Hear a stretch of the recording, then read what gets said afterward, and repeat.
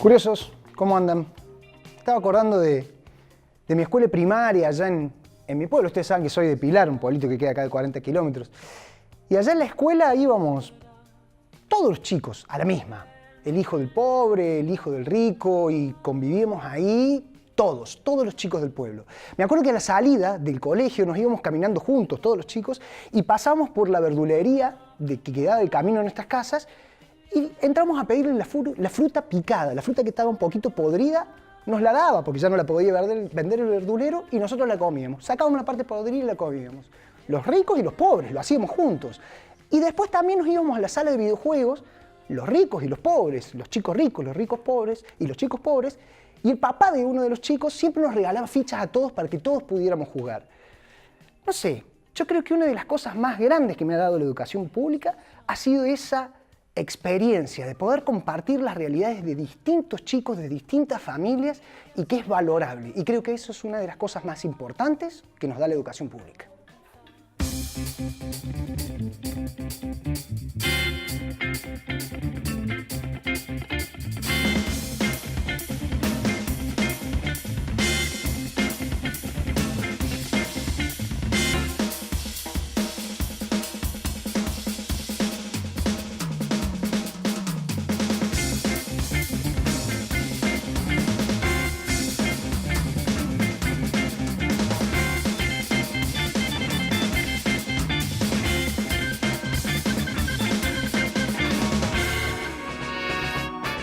Hola, bienvenidos a Curiosos por Naturaleza, este programa dedicado a la comunicación de la ciencia en Córdoba. Nuestro país tiene una educación que es gratuita y que promueve la igualdad. Según la Ley de Educación Nacional, promulgada en el año 2006, equipara la educación para todos los argentinos, para que tengamos una educación de calidad y donde los resultados sean equivalentes para todos. Por lo menos ese es el espíritu de la Ley de Educación Nacional, y estamos hablando, para eso hemos invitado, para hablar de la educación pública, a el señor Eduardo González Holguín, que es profesor de nuestra universidad. Bienvenido a nuestro programa. Hola, ¿qué tal? Sí. Contanos un poquito qué rol ha tenido la educación pública, ¿no? En este, no sé, conceptos que estamos hablando a la hora de que todos tengamos acceso a una educación de calidad, una educación que nos dé igualdad de oportunidades a todos. La Argentina se caracteriza dentro de América Latina por ser uno de los países que tempranamente le da importancia a la educación.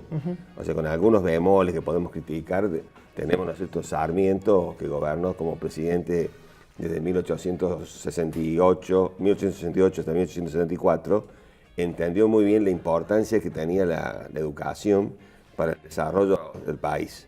Y fue justamente una educación pública. Y a partir de adelante, justamente vos decías muy bien, amplios sectores de la población tuvieron acceso a la educación pública, y quizás una cosa muy notable es que cuando nosotros recibimos esa gran ola migratoria, ¿no es cierto?, a fines del siglo XIX, principios del XX, que venían hablando distintos idiomas, ¿no es cierto?, fundamentalmente apareció el cocoliche, que era una mezcla de español e italiano. La segunda generación ya hablaba perfectamente el castellano, y gracias a la porque había ido a la escuela pública nuestra. E inclusive había estudios en un principio que estaban a unos asombrados porque, bueno, estaba como, les parecía desapareciendo nuestra lengua, pero rápidamente cuando hijos de esos inmigrantes fueron a nuestra escuela pública, rápidamente aprendieron nuestra lengua. Y una cuestión importante es, por ejemplo, una cantidad de estudios muy interesantes sobre la movilidad social, que en una visión economicista lo miran justamente en el desarrollo económico, en el modelo primario exportador primario, después de industrialización por sustitución de importaciones, pero eso no explica justamente esa gran movilidad social solamente por lo económico, sino justamente por la escuela pública.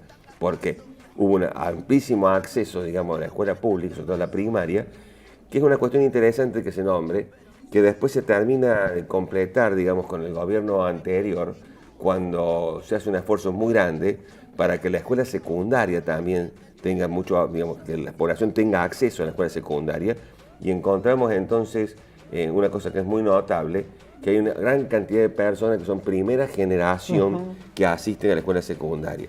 Y también, digamos, como remate también del proceso de educación, digamos, del gobierno anterior, que encontramos una gran cantidad de personas que son primera generación que asisten a la universidad. Tal cual. Entonces, eso Porque después hay una discusión que para mí es falsa, si terminas o no terminas.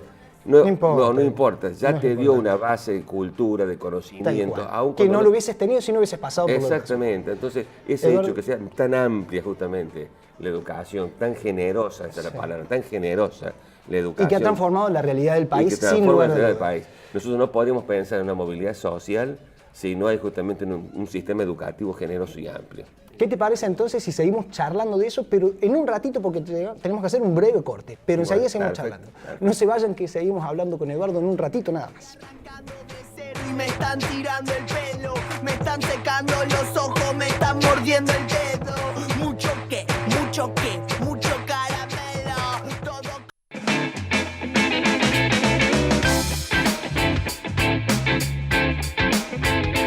Seguimos en Curiosos por Naturaleza, hoy charlando acerca de la importancia de la educación pública. Para eso estamos con el profesor Eduardo González Holguín, quien es profesor de nuestra universidad. Y Eduardo, recién charlábamos un poquito de las particularidades de nuestro país, ¿no? De estas olas inmigratorias que recibimos, de lo impactante que fue la escolarización de esos hijos de inmigrantes que empezaron a aprender nuestro idioma y demás. Yo pienso, ¿qué características tiene el sistema educativo argentino respecto a la realidad de los países de la región? Pienso en Chile, pienso en Uruguay, pienso en Brasil, a lo mejor, Bolivia. Justamente, bueno, con Chile es tremendamente notable, porque en Chile la educación es tremendamente elitista, sectaria, está toda esta idea de la meritocracia, donde en las escuelas tienen un semáforo y de acuerdo a las pruebas que le hacen a los alumnos, tienen una luz verde si es buena, una luz amarilla y hasta una luz roja si no le han dado bien, digamos, las pruebas de los alumnos. Con lo cual, digamos, hay, digamos, una discriminación espantosa, ¿no? Claro. Y bueno, y es carísima, la educación es carísima. En Brasil pasa más o menos lo mismo. Hay, digamos, una diferenciación muy grande con respecto a la educación, inclusive, digamos, hasta el gobierno de Lula había, digamos, una cosa muy marcada respecto, digamos, a la calidad de la educación. Y era, bueno, la escuela pública brasileña no tenía justamente una alta calidad, y inclusive cuando uno mira los presupuestos de Brasil, aparece también muy discriminada la educación, cuando el porcentaje Del PBI que se aplica destinado. justamente a la educación pública, cosa que cambia justamente con el gobierno de Lula. O sea, el gobierno de Lula cambia fundamentalmente, y sobre todo como signo importante cambia, digamos, el gobierno federal.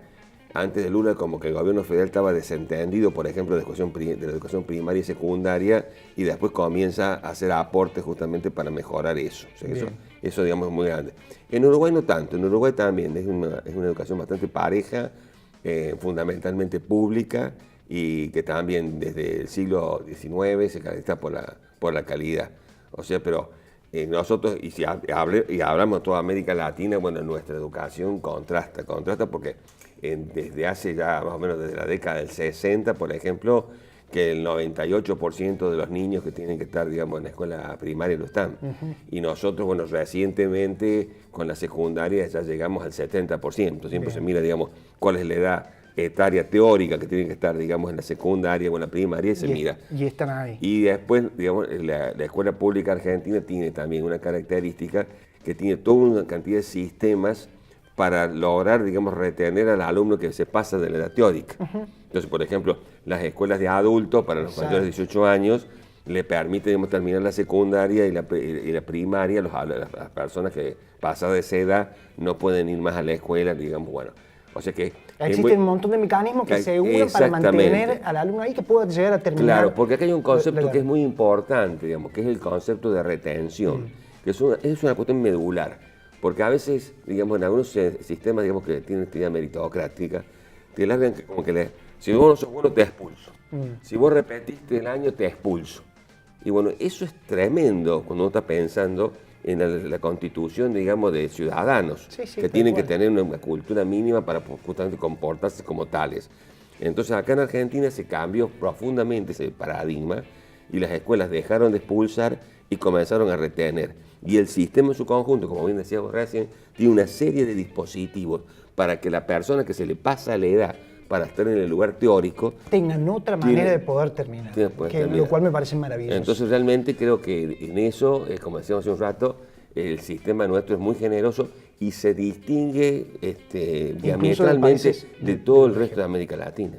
¿Qué te parece, Eduardo, si vamos a ver un tape que prepararon José y Diego respecto a este tema? Vamos a verlo.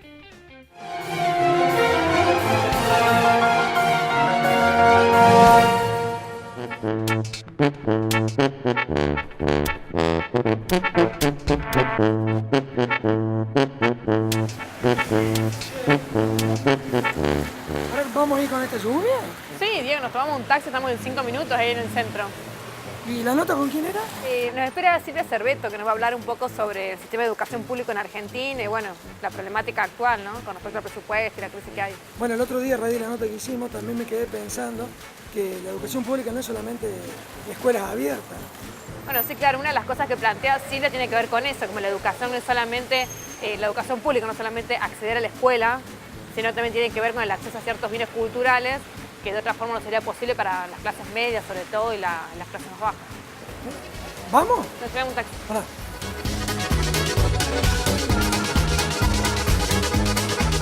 Para ciertos sectores sociales, sobre todo para los sectores populares y las mismas clases medias, el espacio de contacto con la cultura es la escuela.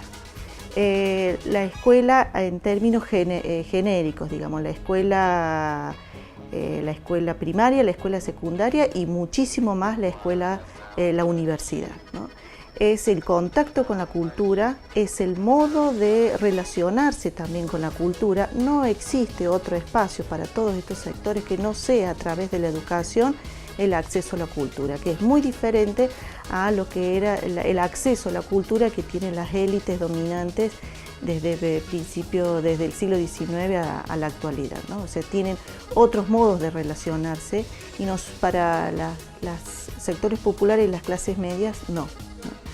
Eso es para mí es un punto importante. El otro punto importante también es que la educación y la escuela en todas sus dimensiones, en todos sus niveles, es un espacio privilegiado para los procesos de subjetivación, los procesos de identificación y fundamentalmente para la construcción de lazos sociales, es decir, que son lugares de encuentros con los otros. Sostener que los individuos somos ciudadanos de derecho y además sostener que esos ciudadanos de derechos se constituyen como tales en la relación con los otros y que esa relación con los otros se da en el sistema educativo y en la universidad, son los dos condimentos necesarios para lo cual es necesario defender la educación superior como un bien público, ¿no? No solamente tiene esa particularidad la Argentina de que el sistema educativo o que la universidad es gratuita, sino que además tiene la doble particularidad de que es gratuita y de que es de calidad. Es decir, ninguna universidades privadas, por lo menos yo hablo desde Córdoba, pero me arriesgo a decir en otras provincias, que las mejores universidades son las universidades públicas. Y que además la universidad pública, la universidad nacional y pública, tiene un prestigio reconocido históricamente o construido también históricamente, que ninguna otra institución universitaria, ya sea universidad o instituto privado, ha logrado tener la jerarquía que tienen estas universidades nacionales argentinas, ¿no? Entonces tienen no solamente hay que defenderlo por una cuestión ideológica, sino que además ha funcionado, es una gratuidad que ha funcionado.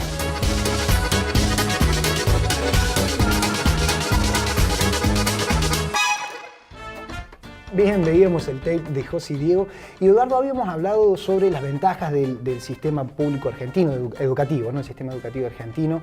En el último tiempo, no sé, desde un montón de frentes se ha vapuleado al sistema de educación pública argentina, desde muchos frentes distintos, lo cual es preocupante, porque viendo lo que charlamos recién, la enorme cantidad de ventajas que tiene este sistema comparado a los países de la región, me parece una locura.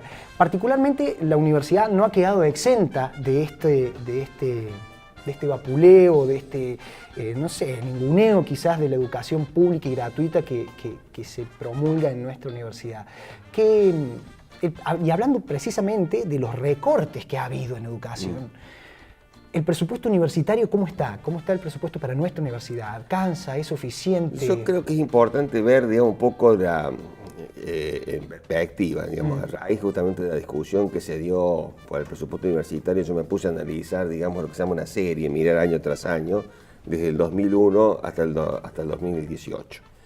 Y bueno, nosotros vemos justamente que con la crisis del 2001 hay una caída muy grande en el presupuesto, y en el presupuesto nacional siempre es importante ver, digamos, qué porcentaje tiene, digamos, la educación con el presupuesto nacional, porque, digamos, el contexto es ese. Y nosotros vemos justamente que cuando viene la crisis ese de 2001, hay una caída del presupuesto nacional y más que proporcionalmente de educación. Porque eso está mostrando, vos tenés que asignar recursos. Sí, ¿a dónde priorizás? Claro, y te están indicando que no. Y después es interesante que a partir del 2003 comienza una recuperación del presupuesto y más que proporcionalmente el presupuesto en educación. Entonces muestra, digamos, que el presupuesto en educación va ganando porcentaje en el presupuesto nacional. Y el presupuesto nacional va creciendo porque hay una idea, ¿no es cierto?, de que, digamos, el mercado no es un óptimo asignador de recursos y tiene que salir el Estado a regular justamente para promover el desarrollo.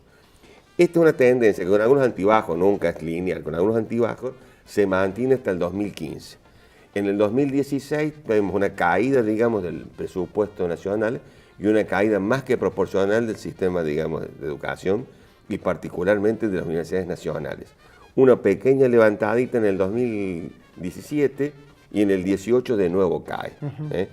Y lo que se está viendo en el 2019, que hay una, digamos, información confusa, porque el Consejo Interuniversitario Nacional, que son todos los rectores de todas las universidades nacionales, se juntan y hacen una propuesta al Ministerio de Economía, ¿no es cierto?, de la Nación, y pide 144.114 millones. Y después sale el presupuesto, la propuesta de presupuesto con 144.650, que parecía que era un poquito más. Cuando se empieza a analizar, encontramos, digamos, como yo siempre digo a mis alumnos, un viejo truco donde se han metido, digamos, partidas que antes no estaban.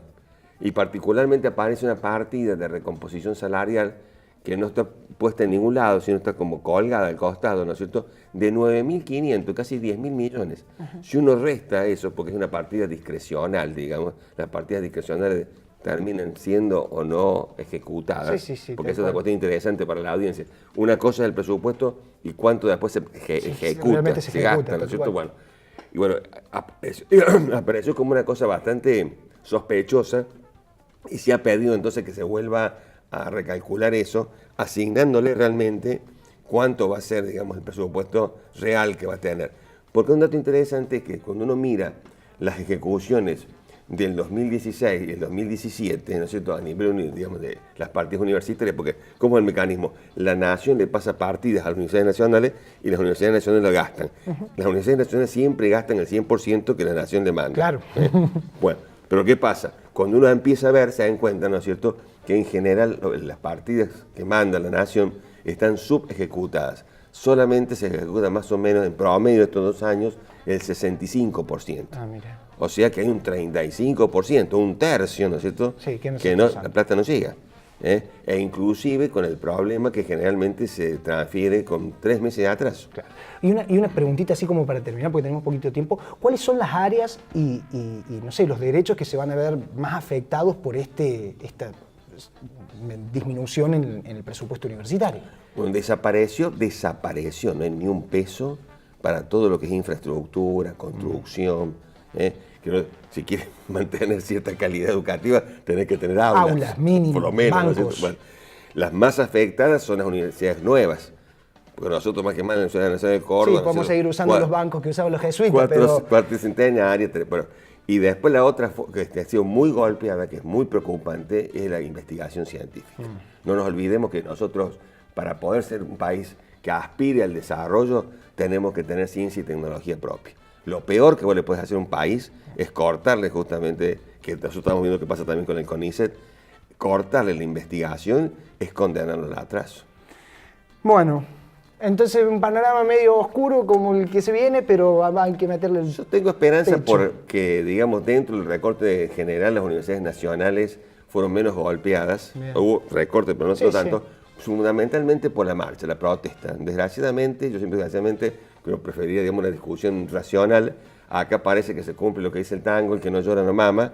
Y como justamente las universidades logramos hacer primero la de Córdoba, una gran movilización que repercutió después en una gran movilización en Buenos Aires, que causó evidentemente un costo político, hemos sido menos afectados. Y bueno, tenemos esa, podemos decir, esa herramienta que si el presupuesto no sale como nosotros estamos pensando, y bueno, nos van a tener de nuevo en la calle, así que se prepare. Muchísimas gracias, Eduardo, por haber venido, ha sido un gusto charlar con vos. muchas gracias a ustedes por invitarme. Nosotros nos vamos a un corte, pero no se vayan porque todavía queda más Curiosos por Naturaleza. Ya volvemos. Realmente te interesa qué disco estuve escuchando.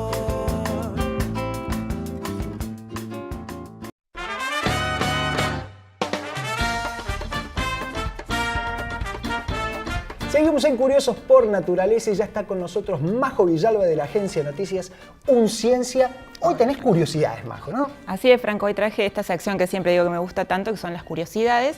Y bueno, en este caso quizás vos, que sos biólogo, no te sorprendas tanto, pero estoy segura que a los curiosos les va a gustar mucho porque vamos a hablar de las plantas. En general, la tendencia es creer que solo los seres humanos nos comunicamos, podemos hablar, que los animales tienen quizás un sistema rudimentario de comunicación y que las plantas directamente son mudas. Sin embargo, esto por supuesto no es así. No, claro es, las plantas no vocalizan, pero por supuesto se comunican, ¿no? Exactamente, emiten señales en las que se pueden comunicar unas con otras. Es más, yo diría que ahora les voy a contar, hay todo un sistema de comunicación bien complejo y la verdad súper interesante. Majo, la pregunta del millón es, ¿para qué quieren comunicarse las plantas, no? Bueno, nosotros estuvimos investigando, estuvimos preguntándonos lo mismo desde Unciencia y fuimos a hablar, por eso salió esta curiosidad que escribieron Carla Reati y Guillermo Goldes, en donde ellos también ensayan un poco estas respuestas. Bien. Las plantas, como todos los seres vivos, sufren situaciones ante las cuales se estresan o corren peligro, por ejemplo, el ataque de depredadores, la falta de nutrientes, sequías, inundaciones. Bueno, ante esos peligros, por supuesto, hacen algún tipo de respuesta, tienen una reacción que es para defenderse y poder sobrevivir. Y además lo interesante es que en esta respuesta ensayan una especie de producción de compuestos químicos, exactamente, en los cuales se transportan por el aire y se comunican con otras plantas. Bien, entonces estos compuestos químicos que se liberan en el aire sirven para protegerse y comunicarse entre ellas. Así es, por ejemplo, ante el ataque de algunos herbívoros, las plantas empiezan a producir otro tipo de nutrientes o a no ser tan nutritivas ni tampoco ser tan sabrosas, tan apetitosas, exacto, si se quiere. Entonces, de esa forma, por ejemplo, se ponen amargas y de esa forma repelen un poco el ataque. Y además producen estos compuestos orgánicos volátiles, que es como se llaman, que se transportan por el aire y de esta forma le comunican a otras plantas que todavía no han sido atacadas que enciendan su defensa, es decir, es todo un sistema de alarma bien sofisticado. Qué loco, porque pensando en esto, las plantas no solamente se comunican entre las plantas de las mismas especies, sino con plantas de otras especies Así e es. incluso con animales, según tengo entendido, ¿no? Exactamente, es así, con otras especies de plantas y además con animales, como vos decís. Por ejemplo, es el caso de la planta del tabaco, que cuando es atacada por la oruga, que es un insecto que habitualmente es depredador de la planta del tabaco, encienden este sistema de alerta y la sustancia que larga llama, por ejemplo, a las avispas, pero no cualquier avispa, sino a las avispas depredadoras justamente de las orugas.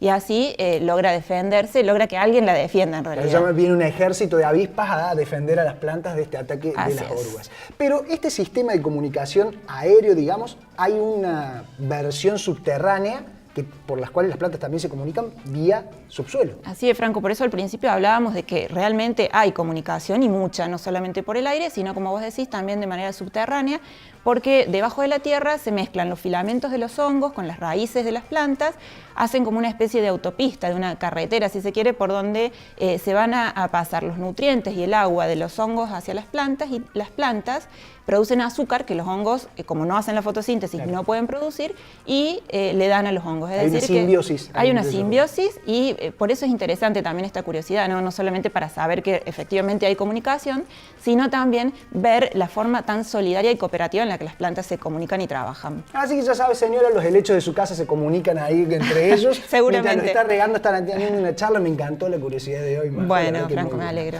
Nosotros llegamos al final del Curiosos por Naturaleza del día de hoy y le decimos, como siempre, que esperamos estar a la altura de su curiosidad y que nos volvemos a encontrar la semana que viene con más Curiosos por Naturaleza. Chau, chau. Este es el acting que te respeta.